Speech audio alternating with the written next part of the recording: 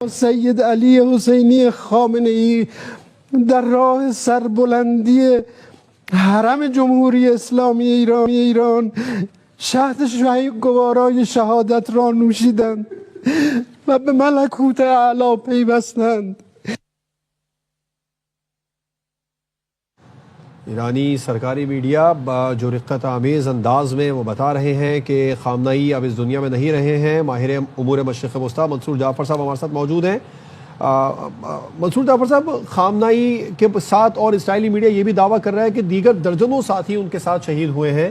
تو امریکہ کی جانب سے دعویٰ کیا جا رہا تھا، اسرائیل کی جانب سے بھی دعویٰ کیا جا رہا تھا کہ اہداف کے حصول تک یہ جنگ جاری رہے گی.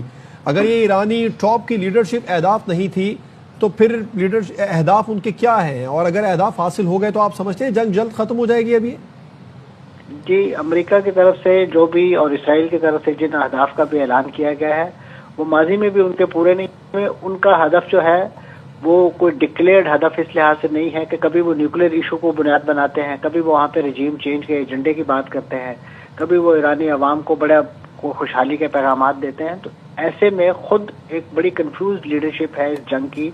اسرائیل کا تو ہدف مقرر ہو سکتا ہے، طے ہو سکتا ہے، لیکن امریکہ کا ہدف جو ہے اس پوری جنگ کے حوالے سے وہ بالکل ایسے ہی ہے کہ جیسے وہ اسرائیلی ایجنڈا جو ہے اس کو پورا کرنے کی کوشش کر رہا ہے. اور یہ ان کا یہ خیال ہے کہ شاید جو نظریاتی تحریکیں ہوتی ہیں اور جو اسی نوعیت کے مذہبی آپ کہہ لیجئے بیک گراؤنڈ سے چلنے والی تحریکیں ہوتی ہیں وہ شاید شخصیات کے سر پر ہی چلتی ہیں.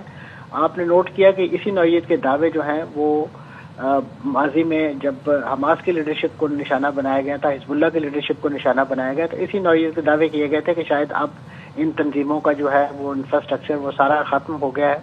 تو یہ بنیادی طور پہ بڑی انٹرسٹ قسم کی ان کی ایک لیڈرشپ ہوتی ہے اور وہ سوسائٹی کے اندر اس کی بڑی گہری جڑیں ہوتی ہیں.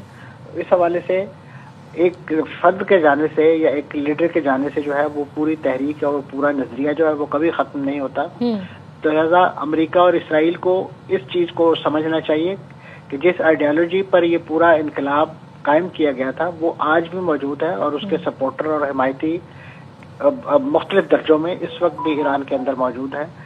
آپ کچھ چہرے ہٹا سکتے ہیں، کچھ لوگوں کو ہٹا سکتے ہیں منظر عام سے، لیکن وہ پالیسی جو ہے وہ آج بھی انٹیکٹ ہے. اب اس پالیسی کو کب ریوائزن ملتا ہے یہ آنے والا وقت ہی بتائے گا، لیکن سرے دستوں جو سیٹ اپ ہے وہ انٹیکٹ ہے اور بہت بڑے درجے میں ایرانی عوام کی سپورٹ بھی جو ہے اس سسٹم کو حاصل ہے.